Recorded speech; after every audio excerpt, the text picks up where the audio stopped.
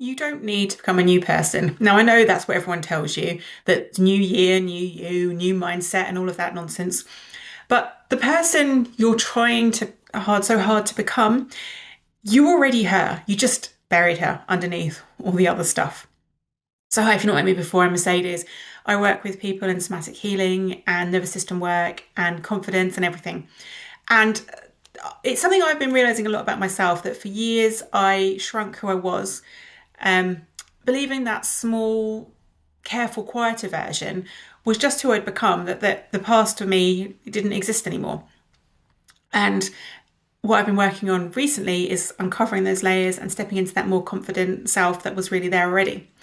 And by the end of this video, I want you to understand why trying to become a brand new person never works and why it actually keeps you stuck. And you'll know how to start finding your way back to the bolder you that's still there, gently, without forcing it. So in this video, we're going to go through why we shrink in the first place and why it's not your fault, why the new you backfires every single time, the thing that actually let me start coming back, and one small way you can start this week. So stay with me for that. So the reason we shrink often is, and we create this whole story around it, in that we're weak and we're lazy and we're not capable and we just don't have the confidence maybe that we used to have, or maybe we just don't have enough confidence. But often that shrinking comes down to a form of protection. So when life gets heavy, you will make yourself smaller to get through it and go through that. And for me, that happened particularly around, there was an element of it when my dad committed suicide, but particularly as I've got older, around having a child and managing all of that and managing all the complexities of being a single parent and all of the things that have gone with it. I've shrunk my world down quite a lot. I've shrunk me down quite a lot. And coming out of that has been quite an interesting journey. So when you do that, what happens is often you go quiet and you be careful. And I was feeling myself taking the safe option all the time, being very careful, not wanting to have too much fun, because that fun was pushing me outside, and maybe I'd have to spend some time recovering from that. And maybe I need to do the sensible thing. And that's a way of shrinking. We equate it with being sensible. You don't put yourself forward anymore because that's not the sensible thing to do. And eventually you realize that actually you've shrunk yourself down quite a lot. Because one day you will look up and think, is this just who I am now? Am I this small, quiet person that doesn't do these things, that doesn't have the excitement, that doesn't have the joy?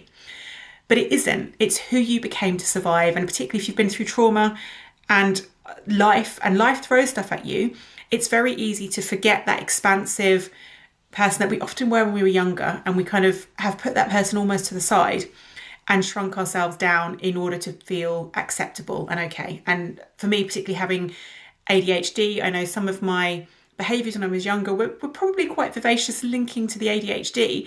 And then I have seen those as wrong, as too much for others, as over the top. And so I've tried to shrink who I am in order to make myself fit into society. And maybe it's part of unmasking, is starting to learn that actually I don't have to necessarily hide all of these louder, more outgoing traits just to fit the mold of what people think I should be. So why does that new backfire? So let's go on to that a little bit. Because often that whole idea of, we're going to be a new person, what does that mean? I don't even know what that means, to be honest. But it backfires quite a lot, because every January we're sold this whole kind of new self thing, new habits, new mindset, new everything. And I talk about this quite a lot. I really don't like the whole restarting new energy that comes up. And part of that comes down to understanding your nervous system, because your nervous system will actually read new as danger. So anything new, because we're not safe with it, we don't know it, it's a danger. So it triggers that fight or flight response. And it wants to then keep you the same. So even if that same is small, so even if that same doesn't serve you, the new is still scary. And so your nervous system will do what it can to keep you the same. So every time you push, something will push you back, because you feel like you're pushing against a wall, and you will then call it failure, because you've not realized that it's your nervous system that's actually protecting you that you think is the failure. And so when you're trying to build that new stranger, the person you don't know, that's really hard. Your nervous system is going to freak out, basically. And so what we want to try and do is make ourselves discover the person underneath, the one that maybe has been shrinking this whole time, And one of the things to kind of acknowledge is that she's not going to come through via the willpower or forcing. So we're not going to force this person to come back out, to show their face and to be that confident, outgoing person that you want them to be, or to take those risks that you want to take, or to do those things, or to live that life that you want to live. That person under there they're there already, but we need to make them want to come back. And she comes out when you feel safe, when you're no longer bracing, when you've released that stress, when your nervous system has been fully calmed. And sometimes it can start with doing the boring stuff first, so you feel like, oh, am I still shrinking? But getting enough sleep, eating well, drinking water, caring for my body, making sure it's not running on empty, and then gradually taking steps out from there. So doing little things that make me feel a bit more confident, a bit more outgoing. So maybe changing up my skincare routine, or for me, it's been getting a physio appointment and sorting out some physical issues that I have that actually link back to my nervous system as well.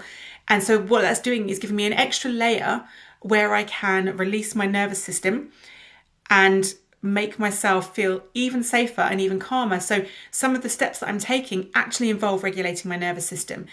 And then gradually it's like building out from there, taking the risk, doing that one exciting thing and jumping in.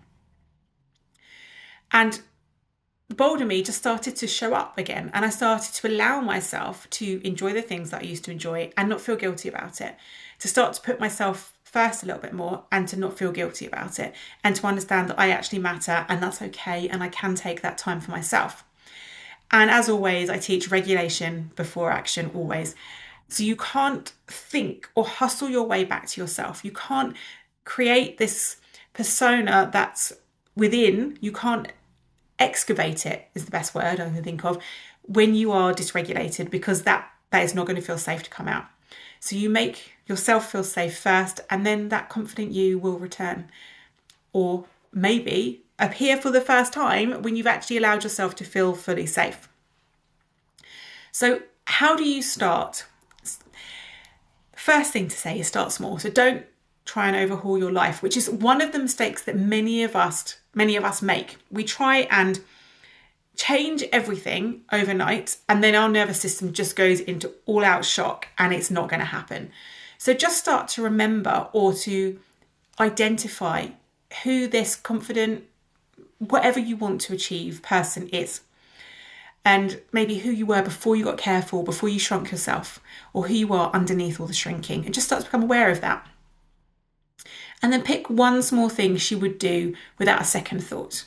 And do that this week. So it might be something really small, like getting your hair cut. I'm going next week to get my hair cut.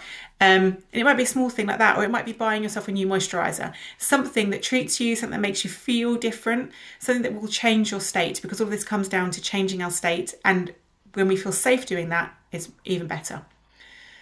So that's it. It's not about becoming someone new. You're being a little more of her, one choice at a time, and we just take it gradually. And you see, I've noticed just by doing small things, huge shifts happening in my life, and it's just gradually happening step by step. So if this video resonated with you, remember to give it a like and subscribe, because I can meet more people. And tell me in the comments who you were before you shrank, because I'd really love to know. And if you'd like to go deeper on this work, I have a group on school called Becoming Magnetic. It's $7 a month to join, and I'll drop the link in the description, and I would love to see you on the inside.